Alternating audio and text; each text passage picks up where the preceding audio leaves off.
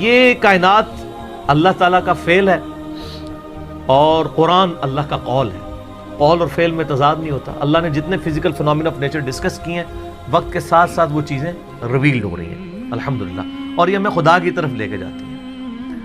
تو میں Albert Einstein کی بات کر رہا تھا, تو انہوں نے اس وقت میتھمیٹیکلی یہ چیز پروف کی تھی کہ کائنات کے اندر, یعنی انہوں نے دیکھا نہیں تھا, یہ ان کا یہ کانسیپٹ تھا کہ اگر کسی جگہ پہ بہت زیادہ میس کنسنٹریٹ کر جائے اور اس کا والیوم آلموسٹ زیرو نیگلیجیبل ہو, تو اس میس کے اندر گریویٹیشنل فورس, قوت کشش ثقل, جس کی وجہ سے چیزیں ایک دوسرے کو کھینچتی ہیں. یہ میں گلاس جب یہاں سے چھوڑوں گا تو نیچے جائے گا, اوپر نہیں جائے گا, اس لیے کہ زمین اسے اپنی طرف کھینچ رہی ہے.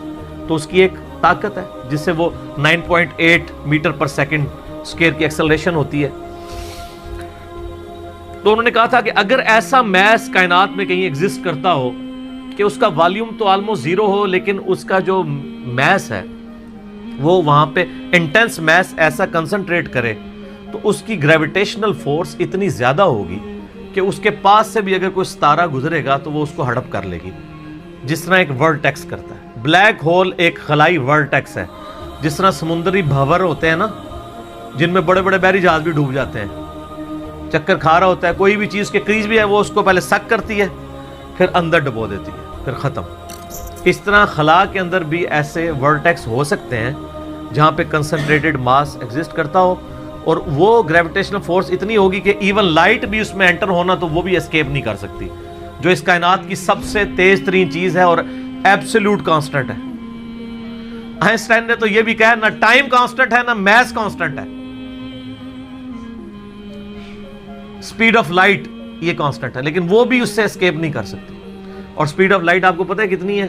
300,000 یعنی 3 لاکھ کلومیٹر ایک سیکنڈ. روشنی اتنی تیز ہے کہ ایک سیکنڈ میں زمین کے 7 چکر کاٹ سکتی ہے. یوں 1,86,000 میل فی سیکنڈ یا 3 لاکھ کلومیٹر فی سیکنڈ. زمین کا سرکمفرنس 40,000 کلومیٹر ہے, یعنی ایک طرف سے چلیں واپس آئیں 40,000 کلومیٹر ہے. تو ایک سیکنڈ میں روشنی زمین کے 7 چکر کاٹ سکتی ہے. اسی لیے کائنات کے فاصلے جو ہیں وہ روشنی کے اعتبار سے ماپے جاتے ہیں. یہ اتنے لاکھ نوری سال, اور ایک نوری سال ہی بہت زیادہ ہوتا ہے. 1 لائٹ ایئر یہ ہے کہ روشنی ایک سال تک اسی رفتار سے چلتی رہے تو جتنا فاصلہ طے کرتی ہے. وہ تو آپ میرا ہو از اللہ والا لیکچر دیکھ لیں, مسئلہ 60, اس میں نے پھر بتایا کہ کائنات کے فاصلے کتنے ہیں.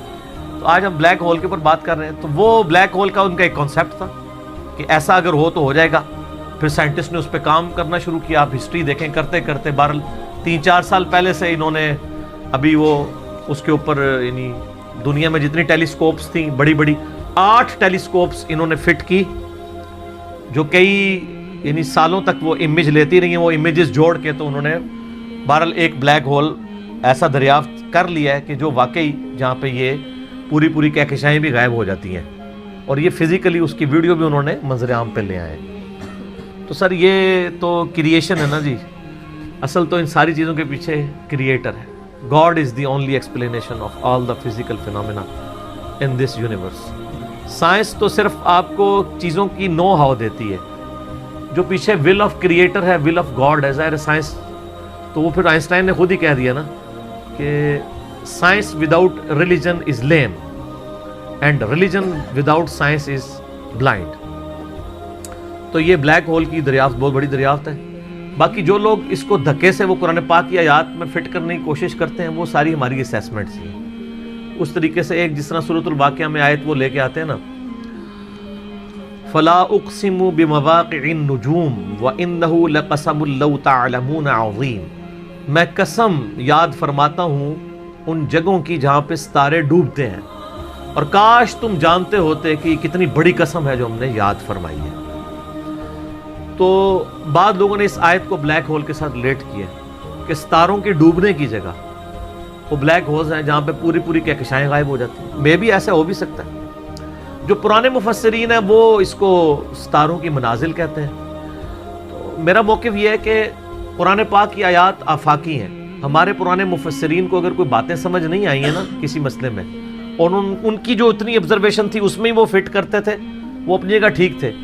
آج اگر کوئی نئی ڈسکوری ہوگی ہم اس میں اس لیے فٹ کرتے ہیں کہ اللہ تعالیٰ نے قرآن پاک کو قیامت تک کے لیے مسلمانوں یا انسانیت کی رہنمائی کے لیے رکھا ہوا ہے۔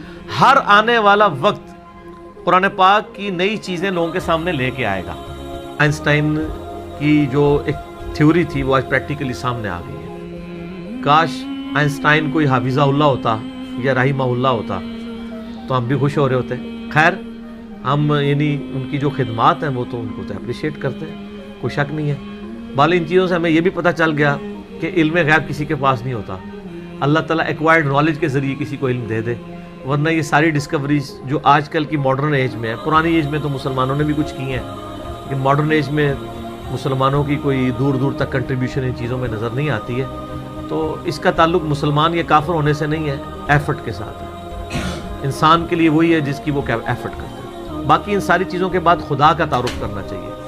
کسی بھی خوبصورت چیز کو دیکھیں سبحان اللہ بولیں کہ یہ پاک یا بے عیب یا حیران کن نہیں ہے، حیران کن تو وہ ہستی ہے اور بے عیب تو وہ ہستی ہے جس نے اسے پیدا کیا ہے، جس نے اسے کریشن ایکس نہیلو کیا ہے، عدم محض سے وجود بخشا ہے۔ تو خدا کا تعارف ان چیزوں سے ہوتا ہے۔ تو میں یہی اس کے اوپر میسیج دوں گا کہ بلیک ہول کی ڈسکوری آپ کو ایک اللہ تعالیٰ کی نئی شان، کل یوم ہوا فی شان، یہ آپ کے اوپر کھوتا ہے۔ ٹھیک ہے۔